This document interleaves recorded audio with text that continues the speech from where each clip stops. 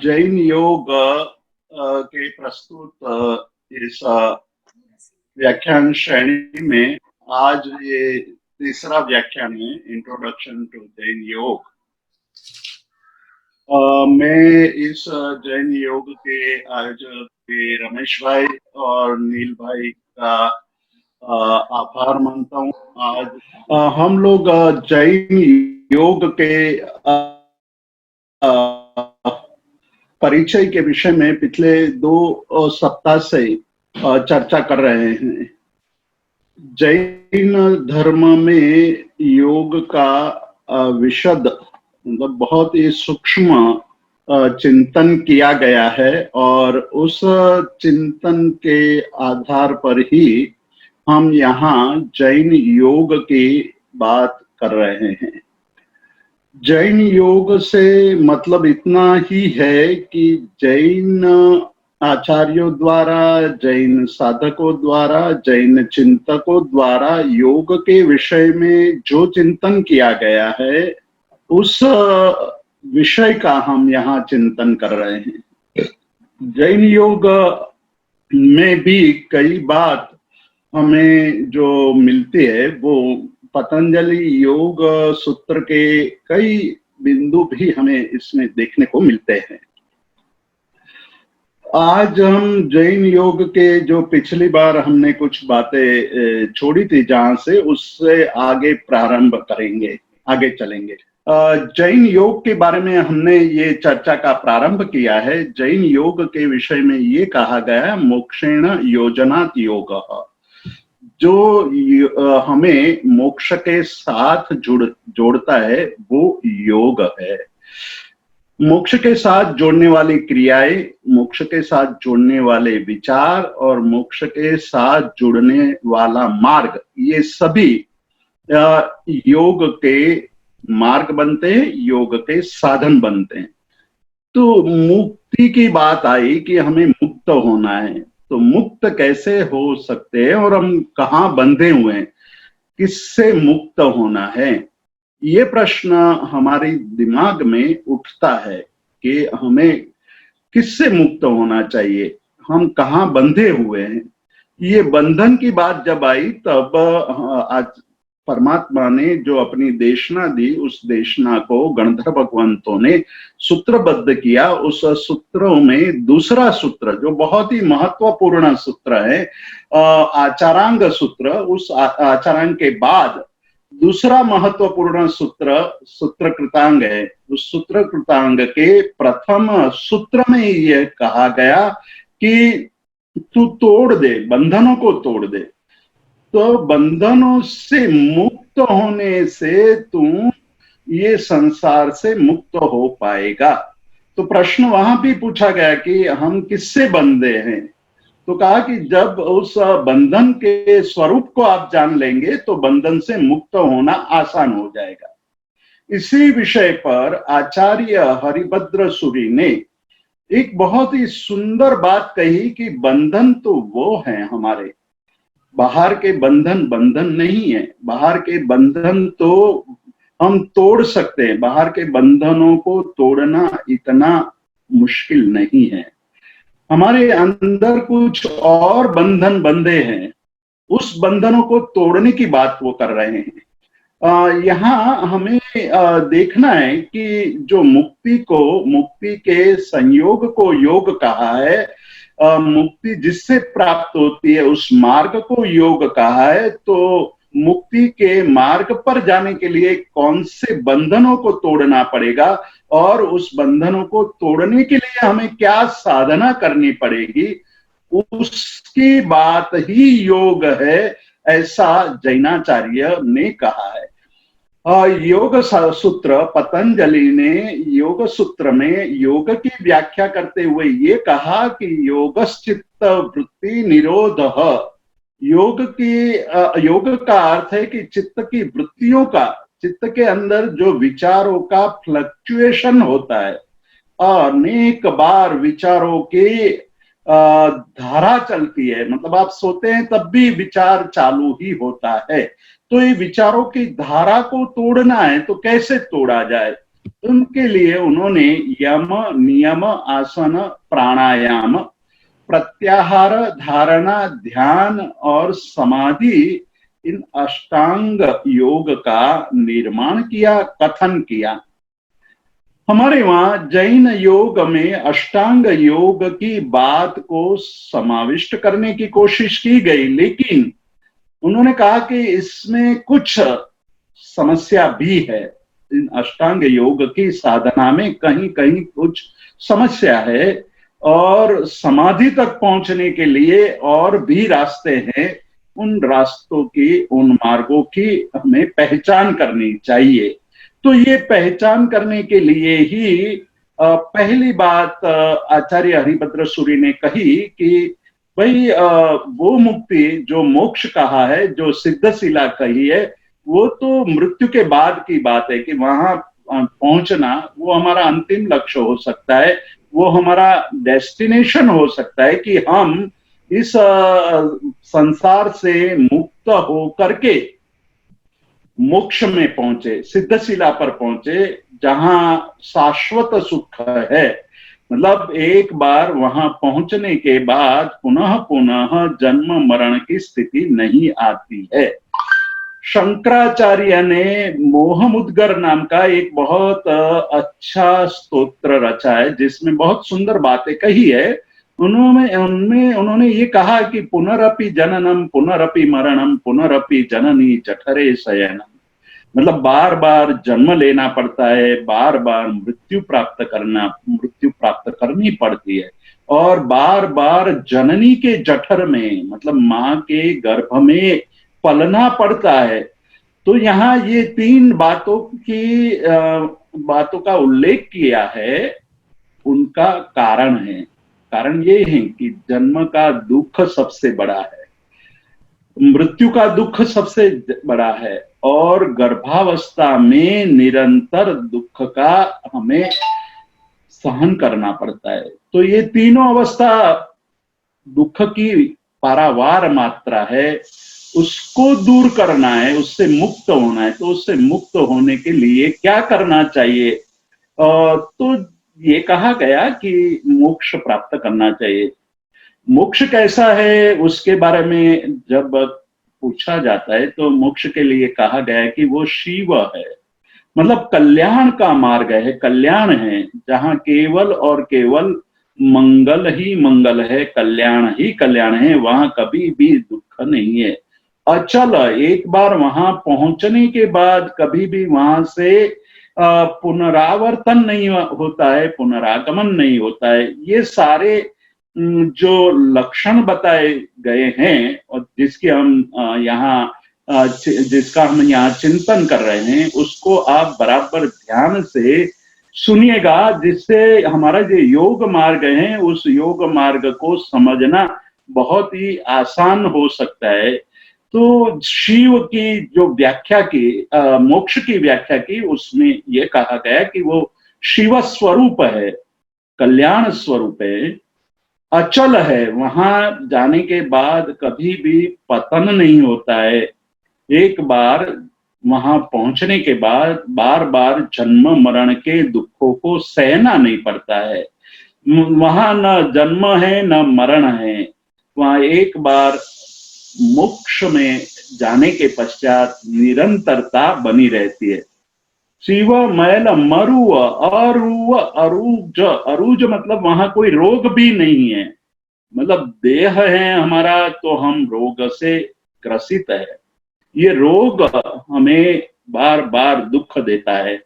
वृद्धावस्था भी एक दुख ही है, एक रोग है कि शरीर की क्षमता जब क्षीण होने लगती है तो हमारे अंदर जो पीड़ा का अनुभव होने लगता है, वो उसकी निरंतरता, उसकी मात्रा बढ़ जाती है। तो मोक्ष एक ऐसा स्थान है, वहां कोई किसी प्रकार का रोग नहीं है।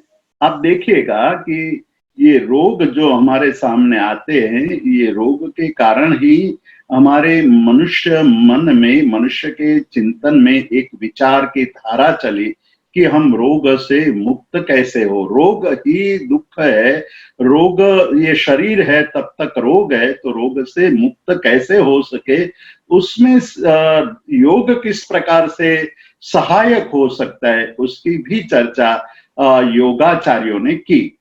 तो जो मोक्ष है एक ऐसा स्थान है जहां पहुंचने के बाद कोई भी रोग का वहां उदय नहीं होता है, रोग का अभाव है, पीड़ा नहीं है, अनंत है। मतलब एक बार आप पहुंच गए वहां, फिर अनंत काल तक, जहां जिसका अंत ही नहीं आना है, ऐसे समय तक आप वहां शाश्वत सुख का अनुभव करते रहोगे। तो एक ऐसा स्थान है।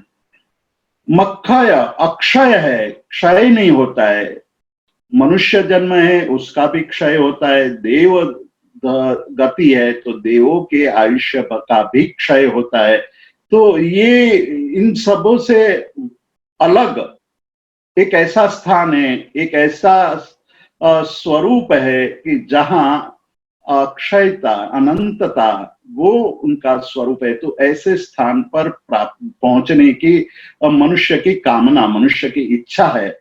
ऐसा स्थान बहुत ही आनंददायक और बहुत ही सुखदायक होता है। तो वैसे स्थान पर पहुंचने के लिए योग मार्ग हैं। तो शिव मैल मरु मनंत मक्कय मव्वा बाह अव्याबाद, उसमें किसी प्रकार की बाधाएं नहीं आती है, किसी प्रकार के ऑब्स्टेकल्स नहीं है। आज हमारे मनुष्य जीवन में हम एक छोटी सी क्रिया भी करते हैं तो हमारे सामने बहुत सारी बाधाएं आती है। हम इसीलिए तो गणेश की स्थापना करते हैं, हम मंगल की कामना करते हैं, नवकार मंत्र बोलते हैं। तो बोलते हैं कि पठमम हवई मंगलम, मतलब हमारा कार्य मंगल रूप रहे, मंगल उसमें कहीं भी कोई अवरोध ना आए। तो इस ऐसे अवरोध हमारे जीवन की प्रगति के अंदर बाधा डालता है, तो वो अवरोध को न आए इसलिए मंगल करते हैं। किंतु मोक्ष एक ऐसा स्थान है जिस स्थान में कहीं भी बाधा नहीं है, कहीं अवरोध नहीं है, हमेशा अपने सुख में निरंतर मग्न रहना, वही एक स्थान है, वो मोक्ष है। तो ऐसा मोक्ष तो मृत्यु के बाद ही मिलता है। आचार्य हरिभद्र सूरि ने ये सोचा कि ऐसे मोक्ष की प्राप्ति हमारा अंतिम लक्ष्य हो सकता है, लेकिन वर्तमान जीवन में हम किस तरह से जिए कि मोक्ष की जो हमारी मोक्ष की जो स्थिति है, उस मोक्ष की स्थिति का, सुख का अनुभव हम यहाँ कर पाए। तो वैसे सुख के अनुभव के लिए उन्होंने ये बात कही कि कषाय ही सबसे बड़े हमारे अवरोधक बल है, मतलब अवरोधक तत्व है हमारी शांति को, हमारे सुख को, हमारे आनंद को नष्ट कर देने वाले। ये चार मुख्य शत्रु है। क्रोध है हमारे सुख को नष्ट कर देने वाले, माया है, मान है, ईगो अहंकार है, और लोभ है। इनको हमें जीतना चाहिए। तो ये सूत्र उन्होंने बनाया कि कषाय मुक्ति ही रीव किल मुक्ति ही, कषाय मुक्ति ही वास्तव में मुक्ति है। तो मुक्ति का सुख पाना हो तो क्रोध मान माया और लोभ को जीतना चाहिए। तो क्रोध मान माया और लोभ, उसको जीतने के लिए क्या करना चाहिए, ये सबसे बड़ा प्रश्न है। और इस प्रश्न का जवाब कलिकाल सर्वज्ञ हेमचंद्राचार्य ने अपने योग शास्त्र में बहुत स्पष्ट रूप से, बहुत लंबी चर्चा उन्होंने की है, बहुत विस्तार से बात की है। तो उतना विस्तार करना आज यहाँ संभव नहीं है, किंतु हम संक्षेप में उस बात को देखेंगे कि हमें क्रोध पर विजय पानी है, हमें मान पर विजय पानी है, हमें माया पर विजय पानी है, हमें लोभ पर विजय पानी है। तो हमें सबसे पहले, सबसे आसान तरीका है इंद्रियों पर विजय पाना। इंद्रियों पर विजय पाने के लिए हमें क्या करना चाहिए? पतंजलि योग शास्त्र में जब इंद्रियों की बात आती है तो यम नियम की बात करने के बाद वो जब आसन की बात कर लेते, तो आसन तो शरीर को सुदृढ़ बनाता है। यदि हमारा लक्ष्य और उद्देश्य बहुत स्पष्ट न हो तो शरीर की सुदृढ़ता हमें पाप के प्रवृत्ति में प्रवृत्त करने में ज्यादा प्रबल बनाएगा। मतलब ये बात याद रखने जैसे है कि यदि तंदुरुस्त है, स्वस्थ है और हमारे पास सभी कुछ अनुकूलता है, तो पाप की प्रवृत्ति की तरफ आगे बढ़ने की संभावना बढ़ जाती है। तो जैनाचार्यों ने ये कहा कि भाई शरीर की सुदृढ़ता आवश्यक है साधना के लिए, लेकिन उसी को लक्ष्य बनाएंगे हम तो हमारी साधना से निष्पन्न जो एक शाश्वत सुख की हमारी इच्छा है वो परिपूर्ण नहीं हो पाएगी, पुनः पुनः हम गिरेंगे। तो लक्ष्य एक निर्धारित कर दिया कि मुक्ति पानी है, मुक्ति पाने के लिए शरीर की सुदृढ़ता आवश्यक है, लेकिन शरीर की सुदृढ़ता ही लक्ष्य नहीं बन जाना चाहिए। मतलब डेस्टिनेशन हमारे शरीर को ही सुदृढ़ बनाना है, वो लक्ष्य नहीं बन जाना चाहिए। तो उन्होंने कहा ठीक है, जैनाचार्यों ने आगे चिंतन किया। उन्होंने कहा कि भाई प्राणायाम करना चाहिए। प्राणायाम से कहा कि तस्मिन् सति श्वास प्रश्वास और गतिर्विच्छेद प्राणायाम। मतलब जब आप आसन के अंदर स्थिर हो जाते, आसन सिद्ध कर लेते हैं, तो आसन सिद्धि के बाद श्वास और उच्छ्वास को, उच्छ्वास पर आप जब विजय प्राप्त कर लेते हैं तो आपके लिए प्राणायाम बहुत सरल हो जाता है। लेकिन जब योगाचार्य ये प्राणायाम की बात करते हैं तो एक अलग बात करते हैं कि केवल श्वास और प्रश्वास पर या श्वास और उच्छ्वास पर विजय प्राप्त करना ही प्राणायाम नहीं है। प्राणायाम से एक बहुत बड़ा लाभ भी होता है जो योगी बताते हैं, वो बहुत ही महत्व की बात बताते हैं। खास करके योग की साधना करके जो आगे निकल गए हैं, पहुंचे हुए योगी, वो कह रहे हैं कि शरीर सुदृढ़ बन जाने के बाद हमारे अंदर जो रुधिर, हमारा जो खून है वो रक्तवाहिनियों से परिभ्रमण करता है, उसको भी शुद्ध करना चाहिए। मतलब शरीर के अंदर आंतरिक तंत्र को, शरीर के बाह्य तंत्र को आपने सुदृढ़ बना लिया, लेकिन शरीर के आंतरिक तत्व को भी निर्मल बनाना है। तो जो हमारे रुधिर है उसको भी यानी कि पूरे नाड़ी तंत्र को शुद्ध करना है। तो प्राणायाम से जो लाभ होता है वो नाड़ी तंत्र शुद्ध होता है, मतलब अंदर की रुधिर की शुद्धि होती है। जितना प्राणायाम करते हैं हम ज्यादा, उतना ही हमारे अंदर जो हमारी आंतरिक शुद्धि होती है वो शुरू हो जाती है। और इससे जो जब हमारा रुधिर शुद्ध होने लगता है, खून शुद्ध होने लगता है, नाड़ी तंत्र शुद्ध होता है, तो मन तक हमारे रुधिर बहुत आसानी से पहुंचता है। और रुधिर मन तक मतलब हमारे मस्तिष्क तक रुधिर का पहुंचना हमारे मस्तिष्क को ज्यादा प्रसन्न बनाता है, ज्यादा सक्रिय बनाता है। और प्रसन्नता से हम जीने के कारण हमारे अंदर ये जो विकार उत्पन्न होते हैं वो कम हो जाते हैं। तो ये योग की बात जो योगी प्राणायाम का रहस्य बताते हैं वो ये बताया कि प्राणायाम से नाड़ी शुद्धि होती है, नाड़ियों की शुद्धि होती है। नाड़ियों की शुद्धि से मन प्रसन्न होता है और मन की प्रसन्नता से आप दिन भर आप आराम से अच्छी तरह कार्य कर सकते हैं।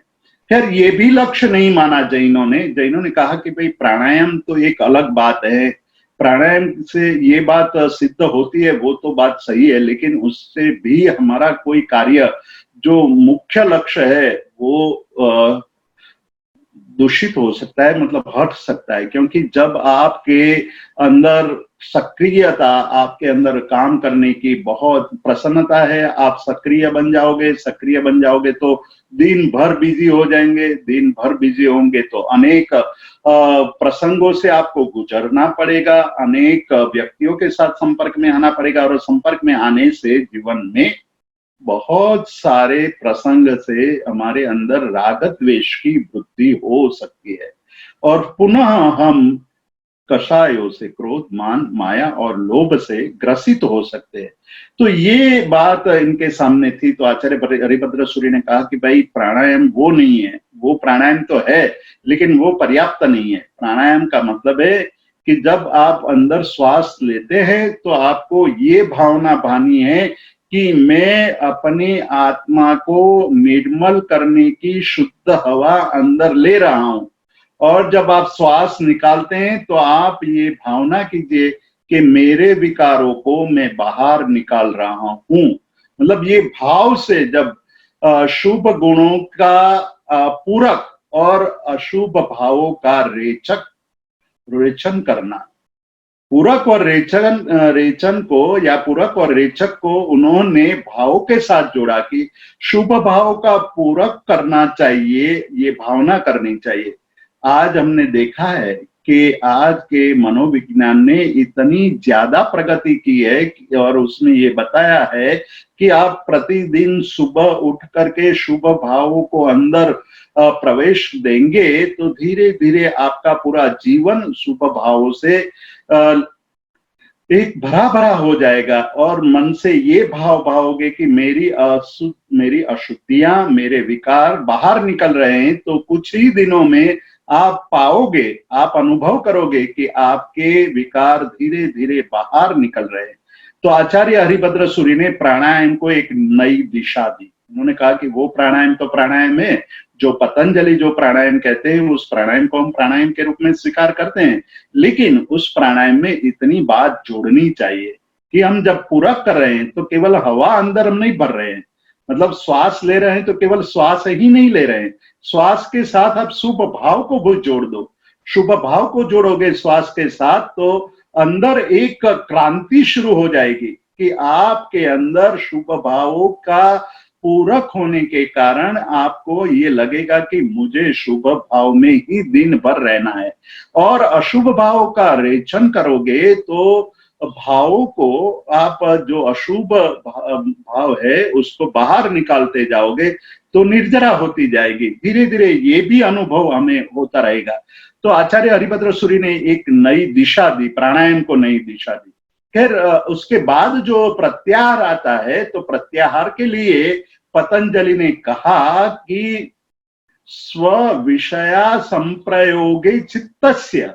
अब यहाँ जो कलिकाल सर्वज्ञ हेमचंद्र सूरी कहते हैं उसको ये पतंजलि योग शास्त्र में प्राणायाम के बाद वो बात कर रहे हैं, जबकि ये कलिकाल सर्वज्ञ हेमचंद्राचार्य सीधी बात करते हैं। पहले ही बात ये कर देते हैं कि भाई आपको यदि जीवन में कुछ पाना है, योग की साधना करनी है, तो सबसे पहले आप इंद्रियों पर विजय पाने की कोशिश करें। क्रोधमान माया लोभ जीतना है तो वो इतना आसान नहीं है कि आपने एक दिन नियम ले लिया कि आज मैं क्रोध नहीं करूंगा, तो उतने मात्र से क्रोध पर विजय नहीं प्राप्त हो सकता है। आप देखिए कि जब हम ये पंचेंद्रिय बोलते हैं तो पंचेंद्रिय में हम कहते हैं कि 24 कषाय मुक्को, 4 कषायों से मुक्त हो गए हैं। लेकिन हमने स्थूलिभद्र के प्रसंग में ये देखा है कि जब स्थूलिभद्र कोशा के वहां से चातुर्मास करने के बाद लौटते हैं तो गुरुजी ने उनका बहुत बहुत धन्यवाद किया। उन्होंने कहा कि दुक्कड़म कृतम, 2 बार कहा कि आपने बहुत बहुत दुष्कर ऐसा कार्य कर लिया, मतलब जो संभव नहीं था वो कार्य आपने करके दिखाया। लेकिन इतनी ज्यादा प्रशंसा अन्य साधु जो उनके गुरु भाई थे उनकी ईर्ष्या का कारण बना। गुरु ने हमें भी ये कहा कि दुक्कड़म कृतम, मतलब दुष्कृतम कृतम, आपने दुष्कर कार्य किया है। लेकिन स्थूलिभद्र के लिए तो ये कहा कि दुष्कृतम कृतम, मतलब बहुत अति कठिन कार्य आपने संभव कर लिया। तो वो अति कठिन कार्य संभव इसलिए हुआ, कोशा के घर रहते हुए भोजन, मिष्टान्न भोजन करते हुए भी विकार नहीं हुआ। उसका कारण ये था स्थूलिभद्र ने अपनी इंद्रियों पर विजय प्राप्त कर लिया था। और उसी को देख करके जब दूसरे चातुर्मास में दूसरे साधु कोशा के घर चातुर्मास जाते हैं तो वहां अपने व्रतों से चलित हो जाते हैं। ये दो प्रसंग हमारे लिए बहुत ही प्रेरणास्पद बन सकते हैं कि साधना के मार्ग पर चलने के लिए, योग के मार्ग पर चलने के लिए हमें किस बातों का ध्यान रखना है, हमारी योग साधना का कौन सा मार्ग होना चाहिए जिससे हमारी योग साधना प्रशस्त बने और मन प्रसन्न बने। तो दोनों ये बात हमें यहाँ देखनी है। ये देखेंगे तो पता चलेगा कि हमारा जो इंद्रियों पर विजय पाना है, तो इंद्रियों पर विजय पाने के लिए प्रत्याहार की व्याख्या की जब पतंजलि ने, तो पतंजलि ने ये कहा कि स्व विषया असंप्रयोगे चित्तस्य, जब इंद्रिया विषयों के साथ संयोग में आती है तो चित्त का उस विषय में संयोग नहीं होना चाहिए, चित्त को दूर रखना चाहिए। मतलब भोजन करते वक्त स्वाद के साथ अपने मन को जोड़ने के बजाय भोजन करते वक्त केवल इतना ही ध्यान रखना कि मेरे शरीर के लिए आहार आवश्यक है, इसलिए मैं आहार कर रहा हूं।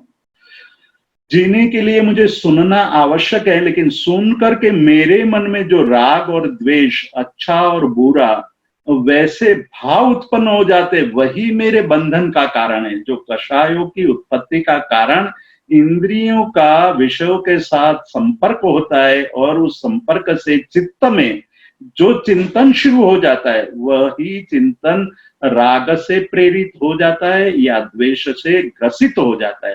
राग और द्वेष से ये जो दूषित ऐसा चिंतन पुनः पुनः हमें बार बार उसी चक्र में फंसाते हैं, बार बार हमें वही क्रिया करने के लिए प्रवृत्त करते हैं, प्रेरित करते हैं। एक बार अच्छी चीज खाने को मिल गई तो वही चीज बार बार खाने की प्रेरणा कहाँ से मिलती है? ये बात हरिभद्र सूरी और आचार्य हेमचंद्र सूरी बताते हैं, उसका रहस्य बताते हैं कि जब आप इंद्रियों को विषयों से जोड़ते हैं उस समय इंद्रियां विषयों में आसक्त हो जाती हैं और मन को संदेश भेजते हैं, तो मन भी लालायित हो जाता है और मन के अंदर विकार उत्पन्न होता है। तो ये हमें एक जो हमारी ये एक प्रक्रिया है, उस प्रक्रिया को समझना चाहिए।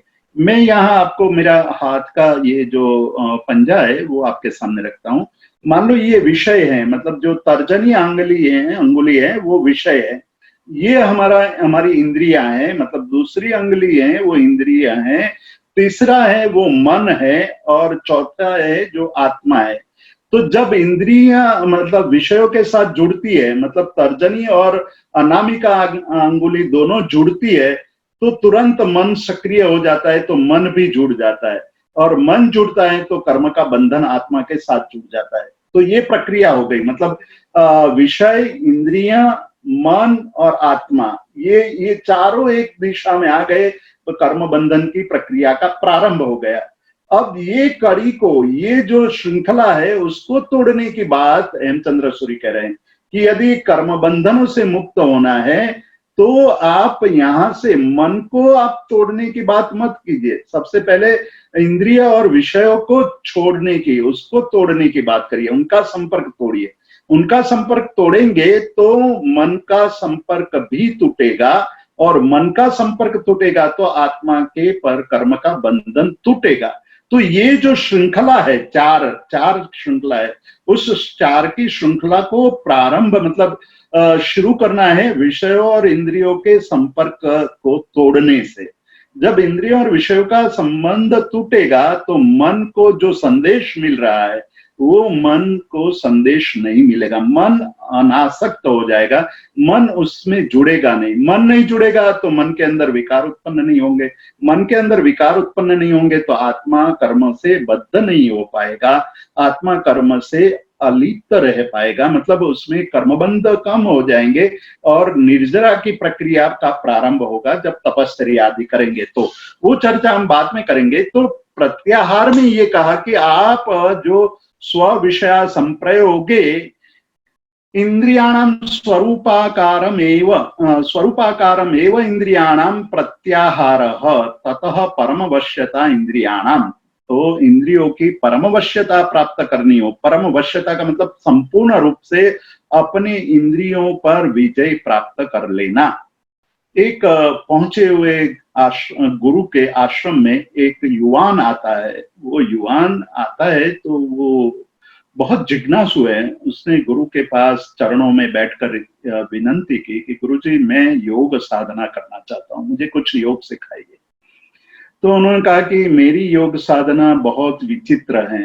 यदि तू मेरी योग साधना में सम्मिलित होना चाहता है तो बहुत ही सजग रहना पड़ेगा। मेरे प्रयोग बहुत सरल है लेकिन सजगता बहुत आवश्यक है। तो कहा ठीक है, आप जैसा कहेंगे वैसा मैं करूंगा। तो उन्होंने कहा कि मैं केवल एक ही प्रयोग करूंगा और उस एक प्रयोग से आप धीरे धीरे धीरे सफल होते जाएंगे, तो समझना कि आपकी योग साधना आगे बढ़ रही है। तो उन्होंने कहा ठीक है। उन्होंने कहा कि तुम्हारी जीभ निकालो। उन्होंने मुंह से जीभ निकाली और उस पर पीसी हुई चीनी रख दी। तो पीसी हुई चीनी रखी उसके जीभ पर।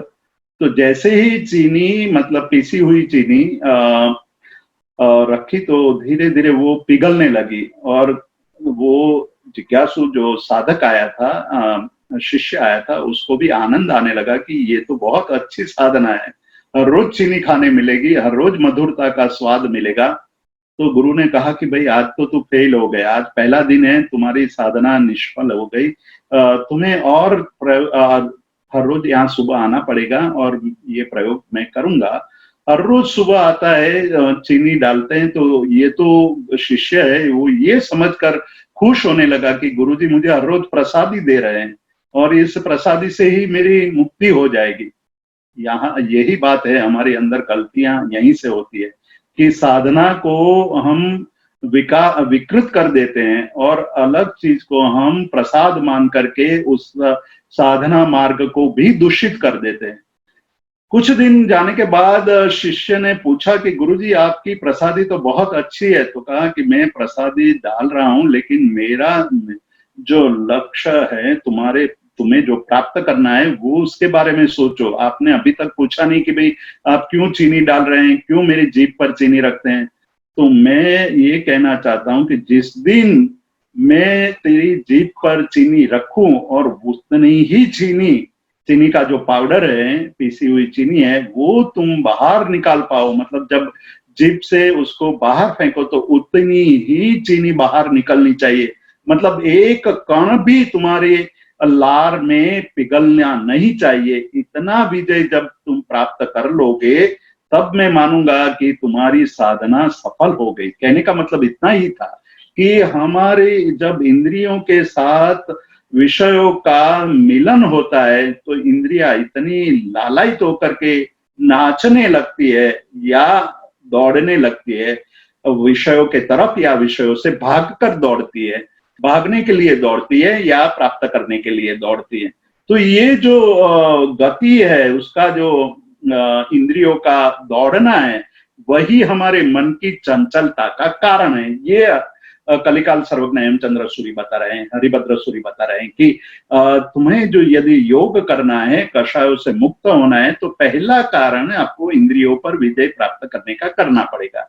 तो वो गुरु ने बहुत सही बताया था कि तुम जब अपने स्वाद इंद्रिय पर इतना कंट्रोल प्राप्त कर लोगे कि मेरे जीभ पर जितनी चीनी डाली गई है उतनी ही चीनी बाहर में जब थूकू, बाहर निकालू, तो वो थोड़ी भी पिघलनी नहीं चाहिए। इतना यदि हमारा संयम आ जाए तो सिद्धि हो जाएगी। तो ये एक बात कही। दूसरी बात ये कही कि भाई जब इंद्रियों पर विजय प्राप्त हो जाएगा तो मन पर आना है। मन के अंदर जो क्रोध, मान, माया और लोभ पड़े हुए हैं उसको, क्योंकि इंद्रियों पर विजय प्राप्त कर लेने से मन पर थोड़ा बहुत कंट्रोल आएगा, लेकिन अभी अंदर जो पूर्व संस्कारों के कारण जो विकार पड़े हुए हैं, क्रोध, मान, माया और लोभ के, उसको जीतना इतना आसान नहीं है। उसको जीतने के लिए कुछ और करना पड़ेगा। तो कहा कि और क्या करना चाहिए।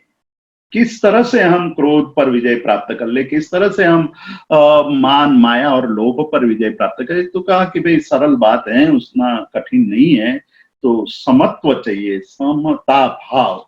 यदि हम मन पर विजय प्राप्त करना चाहते हैं तो हमें समत्व यानी समता पर, समता का मतलब है न राग न द्वेष, मतलब न हास्य न शोक, न इच्छा न अनिच्छा, सबसे मुक्त बीच वाली जो स्थिति है उसको हमें साधना होगा। और उसको उपाध्याय यशो विजय जी ने अपने अध्यात्म उपनिषद में समता की बात करते हुए कहा, बहुत अच्छी बात कही है कि हमारी जो परिस्थिति है, वर्तमान परिस्थिति, वो बड़ी विचित्र है कि हम जब बात करते हैं तो हम सांसारिक प्रवृत्ति में इतने व्यस्त हैं और इतनी ज्यादा हमारी प्रवृत्ति है, उस प्रवृत्ति में हम बाह्य जब बातें होती है तो बाहर की बातों के सुनने के लिए हम बहुत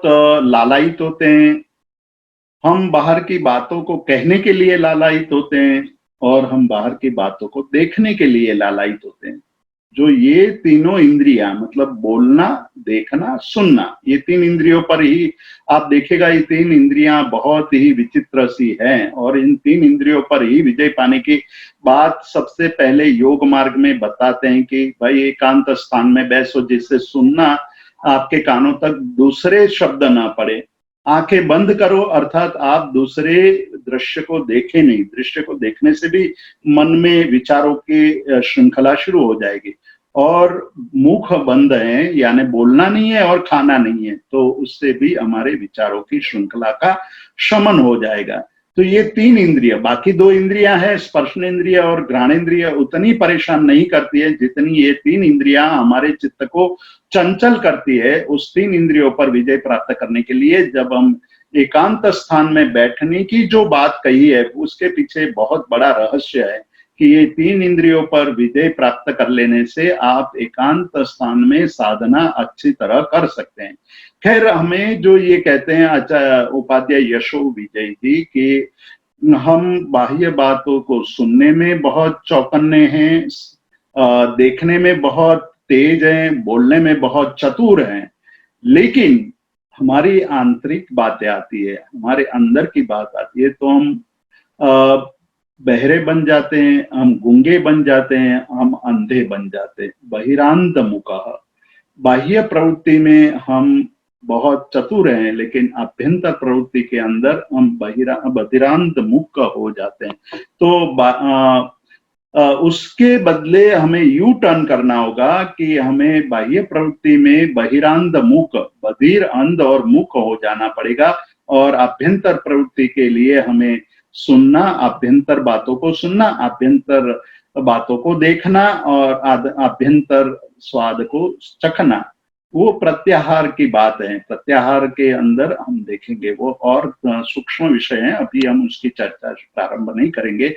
आज हम लोगों ने कुछ टेक्निकल प्रॉब्लम के लिए कारण और मुझे जुड़ने में कुछ समय लग गया, उसके कारण थोड़ी देर से शुरू हुआ है। तो मैं रमेश भाई को पूछ रहा हूँ और सभी श्रोताओं को मैं पूछ रहा हूँ कि 5-10 मिनट हम कुछ ज्यादा चला सके तो आज के विषय को हम थोड़ा न्याय दे पाएंगे। तो यदि आप लोगों की आज्ञा हो, इच्छा हो, तो हम थोड़ा आगे बढ़ सकते हैं, नहीं तो फिर यहाँ समाप्त करते हैं। नहीं जीतू भाई जरूर चलिएगा, 5-10 मिनट इसको पूरा करके। ओके, तो हमारे ये जो मन के अंदर विकार पड़े हैं, उस विकार के कारण हमारे अंदर जो सबसे बड़ी समस्या है वो है कि निमित्त मिलते ही, जिस तरह से विषयों का निमित्त मिलते हैं इंद्रियां सक्रिय बन जाती है, उसी तरह विचारों का निमित्त मिलते ही मतलब राग और द्वेष बहुत सक्रिय हो जाते हैं, और क्रोध, मान, माया और लोभ सक्रिय हो जाता है। क्रोध, मान, माया और लोभ सक्रिय होता है, इसलिए हास्य, रति, अरति, भय, शोक, जुगुप्सा और अंदर के जो काम वृत्ति है वो सक्रिय हो जाती है।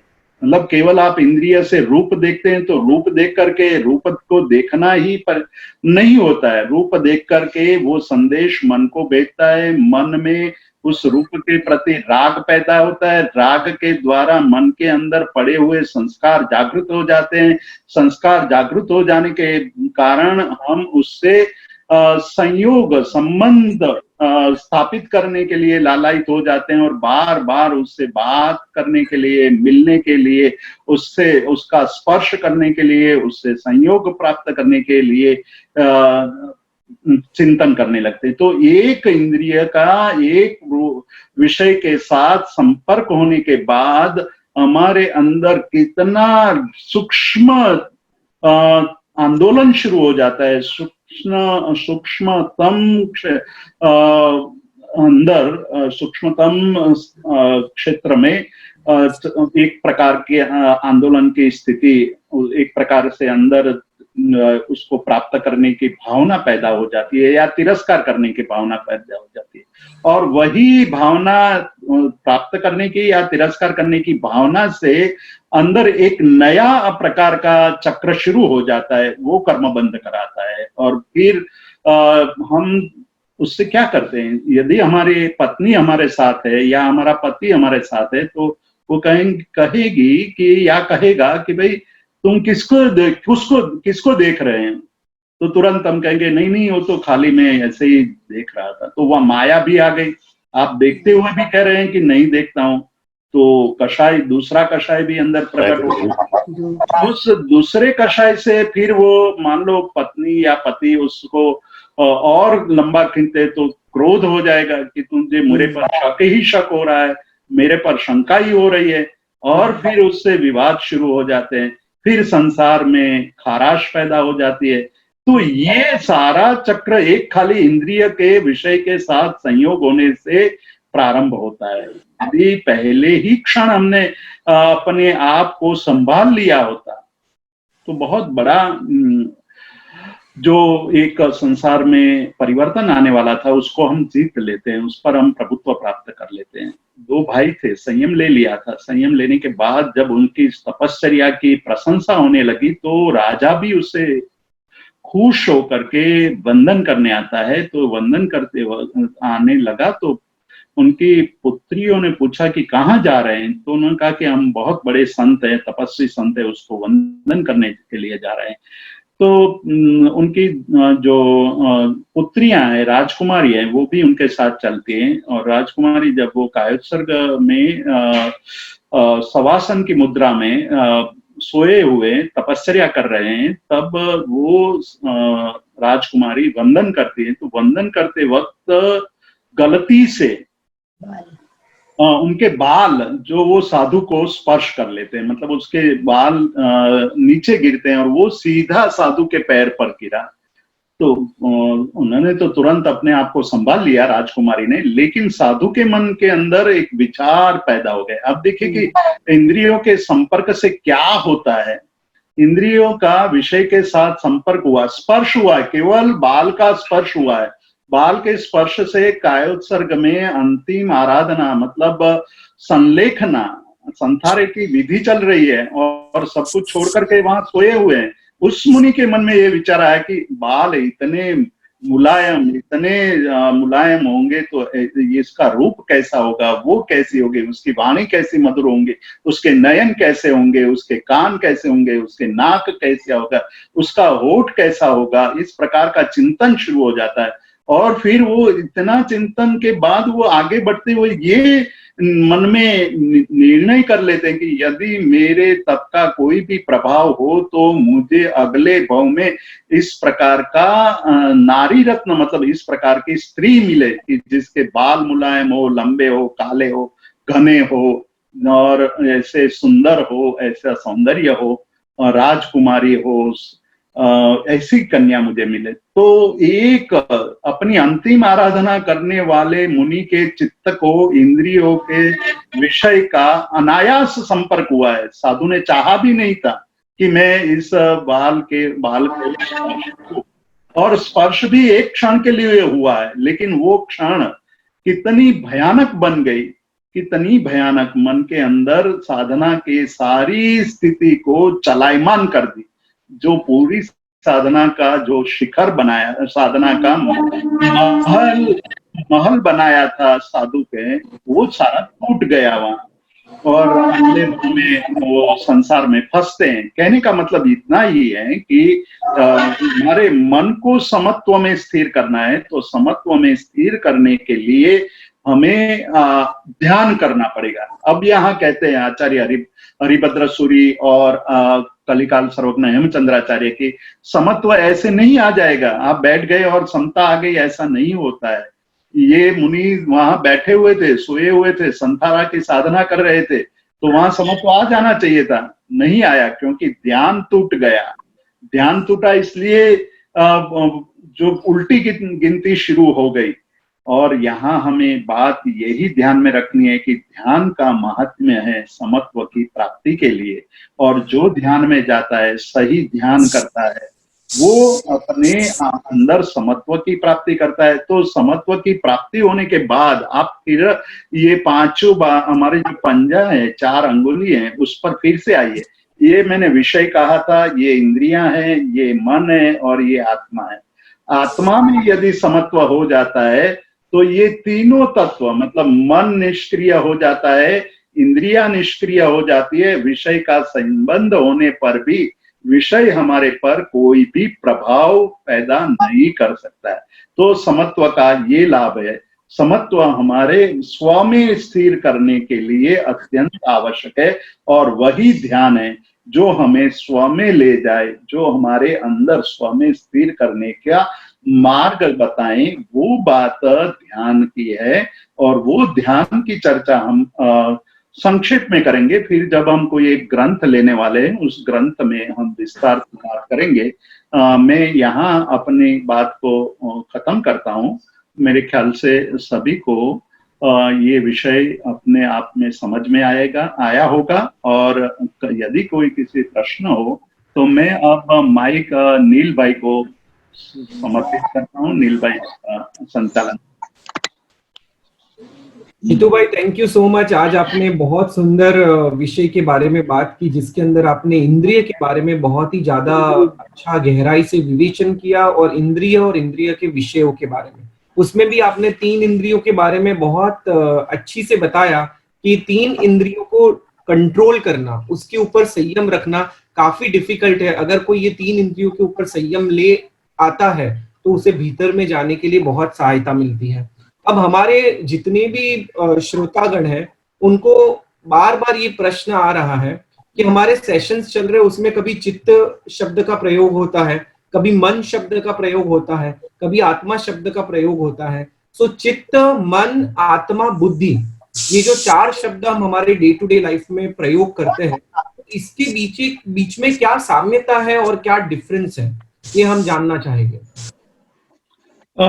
जब हम ध्यान का विषय लेंगे तो उसमें हम ये चर्चा करने वाले हैं। मेरा जो आने वाले विषय है, उसमें ये मैंने बहुत विस्तार से लिया है कि चित्त क्या है, मन क्या है, अध्यवसाय क्या है, भाव क्या है। वो बहुत ही कंफ्यूजन पैदा करते हैं सभी के लिए कि जब हम ध्यान की बात करते हैं तो कहते हैं कि भाव को सुधारना चाहिए, कभी कहते हैं चित्त में ये विचार नहीं आना चाहिए, कभी कहते हैं अध्यवसाय ऐसा होना चाहिए। तो हम उसके विषय में विस्तार से चर्चा करने वाले हैं। पर अभी जो हम जिसको माइंड कहते हैं, उसको स्थूल रूप से, उसको मतलब तात्विक रूप से मत लीजिए, अभी उसका तात्विक चिंतन आगे करेंगे। लेकिन अभी जहां से हमारा विचार उठता है, जो हमारा आज जिसको हम माइंड कहते हैं, वो द्रव्य मन है, और जो विचार है वो भाव मन है। तो द्रव्य मन और भाव मन को इतने तक सीमित रखिए, बाद में हम उसका तात्विक भेद देखेंगे। बिल्कुल बिल्कुल। हमारे श्रोताओं में से एक प्रश्न आया हुआ है कि समत्व और उदासीनता, ये दोनों के बीच में क्या फर्क है? समत्व और उदासीनता देखा जाए तो एक ही बात है। उदासीनता को हमने कुछ अलग ढंग से सोचा है। उसको भी हमें गंभीरता से सोचना होगा। गंभीरता ये है कि उदासीनता का मतलब है उब जाने के कारण भी हमारे अंदर उदासीनता आती है, मतलब हम किसी चीज के प्रति उदासीन हो जाते हैं। वो उदासीनता यहाँ नहीं है। उदासीन उत आसीन, उत शब्द का है ऊंचा और आसीन मतलब बैठना, ऊंचे आसन पर मन को बिठाना। संसार के लोग जहां अपने मन को बिठाते हैं, मतलब राग और द्वेष में बिठाते हैं, अपने मन को कहाँ बिठाते हैं?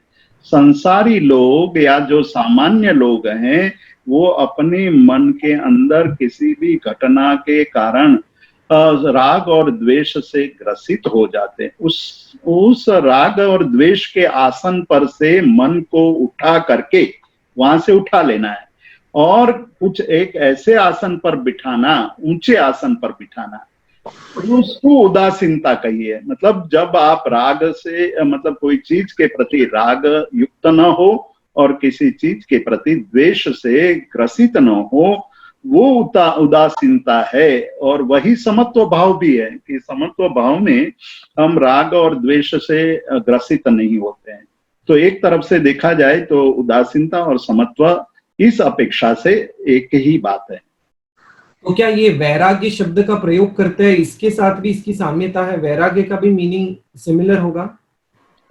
वैराग्य शब्द विराग से बना है। विराग का भाव वैराग्य, विराग। इसमें विराग में दो शब्द हैं, वि और राग। वि का दो अर्थ होते हैं, विपरीत या विरोधी, अपने विशिष्ट, विपरीत या विशिष्ट। विरोधी का अर्थ भी विपरीत ही होता है। तो वि से दो अर्थ निष्पन्न होते हैं, विशिष्ट राग और विपरीत राग। संसार के सभी मनुष्य, सभी जीवों को जिसमें राग होता है उससे विपरीत बातों में राग पैदा होना, वो विराग है। और वो विराग का भाव वैराग्य है। मतलब संसार के सभी जीवों को पर में राग है, पर पदार्थ में राग है, उसको छोड़कर जब साधक को अपनी आत्मा में, स्व में राग पैदा हो जाए तो समझना कि विराग हुआ। और विराग का भाव है, इसलिए वैराग कहते हैं। और वैराग जिसमें है उसको वैरागी कहते हैं। ये एक अर्थ हुआ। अब दूसरा विशिष्ट, मतलब जहां सभी लोग जो क्रिया करते हैं वो सामान्य मानी जाती है, और सामान्य से कोई विशेष कार्य किया जाता है तो हम उसको विशिष्ट व्यक्ति के रूप में सम्मान देते हैं, उसको कहते हैं कि ये बहुत विशिष्ट है। तो विशिष्ट का मतलब है कि जो आम जनता जो चीज कर रही है उससे कुछ विशिष्ट करना। आम जनता जिसमें आनंद मान रही है, प्लेजर और पेन जिसमें मान रही है, उसमें से निकल कर हमें कुछ और में प्लेजर और पेन का अनुभव करना कोई विशेष बात नहीं। कि हमें जब तक आत्मानुभूति हो तब तक ही मुझे आनंद आता है, या मैं सामायिक में हूं तब आनंद आता है, या मैं जब सामायिक से पर हो जाता हूं तो पीड़ा होती है। आपने जम्बू विजय जी का नाम सुना होगा। जम्बू विजय जी से मिले हैं आप लोग? जम्बू विजय जी से मिले हैं आप लोग? नहीं मिले? नहीं, मिलना नहीं हो पाया है। तो आपको मैं उनके जीवन की एक घटना बताता हूँ। उनके जीवन का हर रोज सामान्य क्रम जो साधु जीवन के लिए होता है वो ये कि हर रोज सुबह जिन मंदिर में परमात्मा के दर्शन करना, स्तवन करना, स्तुति करना, वो एक सामान्य नियम है जैन साधुओं का कि जिनेश्वर भगवान के दर्शन करने अवश्य मंदिर में जाना है। तो वो भी मंदिर में जाते थे। हमने भी कई साधुओं के दर्शन करते हुए देखा है, लेकिन आपने जम्बू विजय जी को देखा हो तो एक आश्चर्यकारी घटना हर रोज घटती थी। वो हर रोज ये थी कि जब परमात्मा के पास दर्शन करने जाते थे, स्तवन करते थे, चैत्य वंदन करते थे, तो एक स्तवन से उनका मन नहीं भरता था, 2, 4, 5 स्तवन बोलते थे। फिर वो जब स्तवन चैत्य वंदन की क्रिया पूर्ण होती थी तो वो स्तुति करके बाहर निकलते थे, तो वो बाहर निकल ही नहीं पाते थे। वो पुनः बाहर दरवाजे तक आते थे, पुनः वो अंदर चले जाते थे, पुनः बाहर आते थे, पुनः चले जाते थे। ऐसे उनके जीवन में हर रोज 5-7 बार घटता था। उनको ये लगता था कि मैं परमात्मा को छोड़ करके जाऊं कैसे, मुझे नहीं जाना है। फिर उनके मन में काम याद आ जाता होगा तो वो वापिस बाहर निकलने की कोशिश करते थे, फिर वो अंदर चले जाते थे। तो बार बार अंदर आना और जाने का मतलब था कि परमात्मा के प्रति उनका इतना राग था कि उनको छोड़ना अच्छा नहीं लगता था। जैसे हम किसी के घर मिलने जाते हैं, हमारे प्रिय मित्र या बहुत बड़े अच्छे स्वजन हैं, तो उनके घर जाते हैं तो हम कहते हैं कि भाई रात के 10 बज गए, अब हम उठ कर जाते, तो कहते कि नहीं नहीं और 10 मिनट बैठो और आधा घंटा बैठो। फिर आधा घंटे के बाद हम कहते हैं बस अब तो हो गया, हम चलते हैं, तो कहते नहीं नहीं और बैठो। तो ऐसे करते करते हमारे 12-1 बज जाता है, फिर हम कहते कि नहीं भाई अब तो जाना ही, तो कहा नहीं नहीं यहीं सो जाओ, आप यहीं बैठो। तो जो ये राग है वो इस प्रकार से बांधे रखता है, वो व्यवहारिक प्रवृत्ति हुई, सांसारिक प्रवृत्ति हुई, लेकिन जब वैसा राग हमें परमात्मा के प्रति हो जाए तो वैराग्य भाव कहा जाएगा, विशिष्ट राग। Ramesh uncle, do you have any question? No. It's amazing session, Jitu bhai. Every session is so eye opener. मेरा तो एक ही छोटा सा प्रश्न है. Of course, there are a lot of things. कि क्या आपने जो बोला कि बोलना, सुनना, देखना, एंड जब महात्मा गांधी ने ये जो किया था कि don't see bad things, don't listen to bad things, and don't tell bad things. Is anything related to our religion? क्या है अपने जैन से उनका जो मूल कारण जो कहना था वो जैन से लिंक है? नहीं, मूल कारण तो उनसे लिंक नहीं है। हम लिंक करना चाहें तो कर सकते हैं। बात तो एक ही है कि साधना में जाने के लिए ये 3 इंद्रियों पर विजय पाना बहुत आवश्यक है, और जब इन 3 इंद्रियों पर विजय प्राप्त करते हैं तो हमारे लिए ध्यान करना आसान बन जाता है। तो वो व्यवहार में भी इतना ही सत्य है कि बुरा बोलना नहीं है, बुरा देखना नहीं है, बुरा सुनना नहीं है। तो वो वहां से शुरू हुआ, ये 3 बंदरों की कहानी है। 3 बंदरों से और आगे बढ़ करके ये हुआ कि भाई अच्छा ही सुनना है, अच्छा ही बोलना है, अच्छा ही देखना है। तो ये निमित्त बन सकता है हमारे लिए, लेकिन हमारे साधना का ऐसा जैन ग्रंथों में इस प्रकार का कोई रिलेशन नहीं दिखाया गया है, लेकिन हम रिलेशन जोड़ना चाहें तो जोड़ सकते हैं। बिल्कुल। नील भाई, एक क्विक क्वेश्चन लेना चाहूंगा। आपने ये 3 इंद्रियों की बात की, तो हमारे यहाँ जब कायोत्सर्ग करते हैं तो कायोत्सर्ग में कहा जाता है कि हमें नासाग्र दृष्टि रखनी है। तो ये नासाग्र दृष्टि रखना, आंखें बंद करके कायोत्सर्ग करना या ध्यान करना, इसके पीछे क्या कारण है? नासाग्र ध्यान बताया गया है, भगवत गीता में भी बताया गया है और हमारे वहाँ बहुत सारी जगह पर भी बताया गया है। लेकिन हमारे जब नासाग्र ध्यान करते हैं तो इंद्रिय जो आंख की चंचलता है वो समाप्त हो जाती है। आंख बंद करने से आंख की चंचलता नष्ट नहीं हो जाती है। विचार फिर भी चालू होने के कारण आंख बंद किए करके भी अंदर के जो तारा है, किकी बोलते हैं जिसको गुजराती में, वो चंचल होती है, इसलिए घूमती रहती है। जैसे नींद में जब स्वप्न देख रहे हैं तो स्वप्न देखते वक्त जो कोई गौर से देखेंगे तो उसकी आंख अंदर से चलायमान दिखाई देगी आपको। तो चंचलता वहां पड़ी हुई है। उस चंचलता को रोकने के लिए जैसे त्राटक है, ओमकार पर ध्यान है, नासाग्र ध्यान है, इस प्रकार से अलग अलग आलंबन बताए गए हैं। तो नासाग्र ध्यान करने से, नासाग्र पर दृष्टि स्थिर करने से एकाग्रता बहुत शीघ्र प्राप्त हो जाती है। बट फिलहाल ये पॉसिबल है, ऐसे कहते हैं कि नाक की टोच के ऊपर ध्यान करना है, और अगर हम करने जाए तो हमारी आंखें दुखने आ जाती है। तो प्रैक्टिस नहीं है ना हमें, इसलिए आ जाती है। धीरे धीरे प्रैक्टिस करते हुए तो घंटों तक आप स्थिर कर सकते हैं। बिल्कुल। Thank you so much Jeetu भाई। इसी के साथ जगत के सभी जीवों का कल्याण हो। जगत के सभी जीव हमारे मित्र है, कोई भी हमारा वैरी नहीं। इस भावना के साथ प्रार्थना की ओर आगे बढ़ते हैं। अणु परमाणु शिव बनी जाओ, अखा विष्णु मंगल थाओ, सर्वे जीवो मोक्षे जाओ। खामेमि सव्व जीवे, सव्वे जीवा खमंतु में, मित्ति में सव्व भुवेषु, वैरम मज्जन केणै, सर्वथा सौ सुखी थाओ, पाप ना कोई आचरो, राग द्वेषति मुक्त बनीने, समता सौ समाचरो।